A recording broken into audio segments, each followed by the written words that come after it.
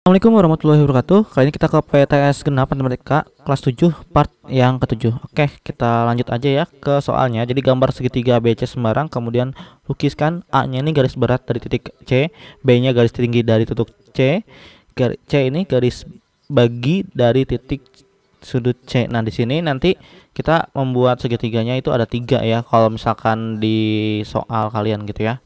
Jadi ada 3 segitiga. Jangan satu segitiga untuk 3 soal, tapi untuk satu soal itu satu segitiga. Oke. Berat merupakan garis yang ditarik dari suatu titik ke pertengahan sisi di depannya. Jadi, andaikan saya memiliki segitiga A, B, C. Ketika kita akan membuat garis berat melalui titik C, maka kita membutuhkan sisi di depan titik C, yaitu sisi AB. Kita cari titik tengahnya. Caranya sama seperti materi yang sudah-sudah. Kita buat suatu busur lingkaran yang berjari-jari lebih dari setengah AB. Kemudian kita buat juga suatu busur yang jari-jarinya sama, berpusat di A. Maka ketika kita menghubungkan perpotongan antara titik ini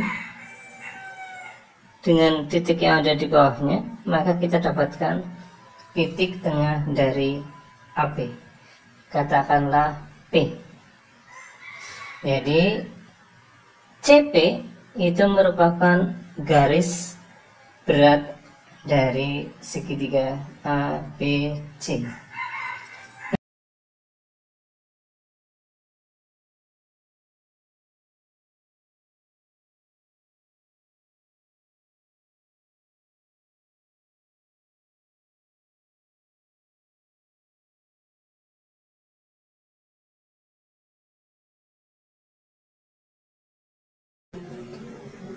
Nah, ketika kita mau membuat suatu garis tinggi melalui titik C, maka kita menganggap alasnya adalah AB. Maka kita coba membuat suatu busur lingkaran yang memotong AB di dua titik. Katakanlah ini. Oke, kita sudah mendapatkan titik yang pertama, titik yang kedua. Langkah yang berikutnya adalah kita jangkakan lagi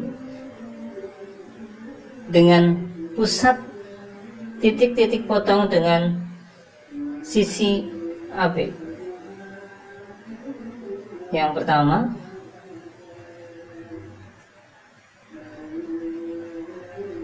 yang kedua, maka kita sudah mendapatkan titik potong dari kedua busurnya. Nah, ketika kita menghubungkan titik C dengan titik ini, maka kita mendapatkan garis yang tegak lurus dengan AB. Maka saya hanya menggambarkan sampai kepada interior segitiga saja. Andaikan titik ini saya sebut sebagai titik P, maka dikatakan CP itu adalah tinggi dari segitiga ABC dengan alas adalah AB.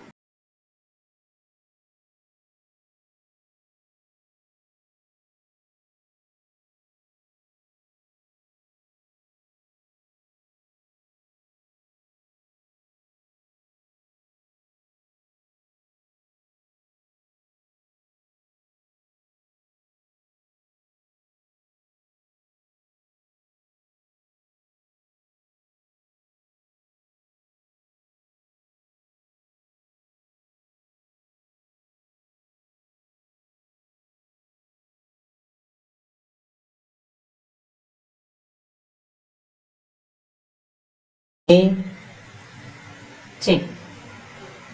Nah, kita akan membuat garis bagi dari sudut A, sudut B, dan sudut C.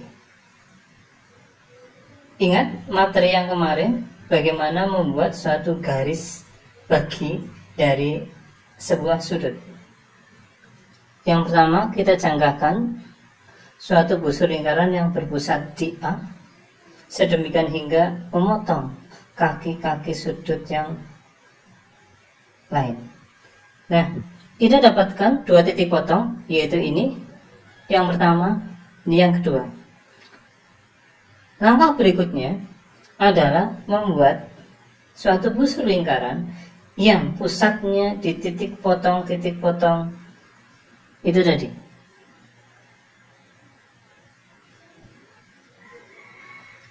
Maka yang terakhir adalah kita mendapatkan titik potong dari kedua busur lingkaran.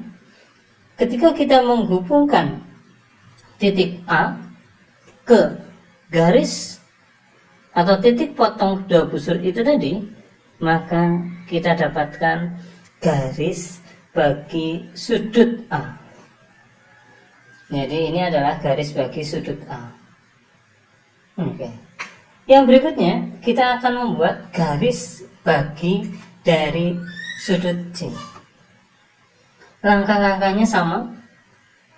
Kita jangkakan suatu busur lingkaran dengan pusat C, sedemikian hingga memotong kedua kakinya.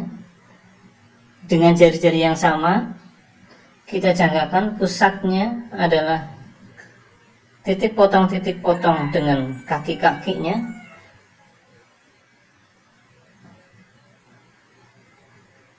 Sedemikian hingga kedua busur yang terakhir berpotongan di satu titik.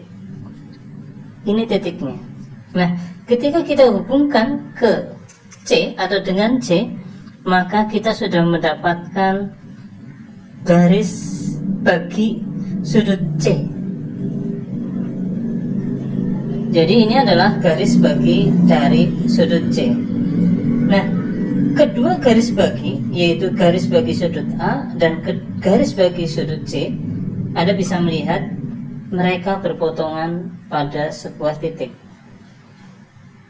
Saya beri nama titiknya adalah titik O. Nah, pertanyaannya sekarang, bagaimana dengan garis bagi pada sudut yang ketiga, yaitu sudut B? Apakah melalui titik O? Kita akan buat garis bagi sudut yang ketiga. Kita jangkakan busur lingkaran yang berpusat di B. Kita jangkakan lagi, pusatnya adalah titik potong yang tadi. Oke. Keduanya berpotongan di satu titik. Ini adalah titik potong dari kedua busur lingkaran yang terakhir.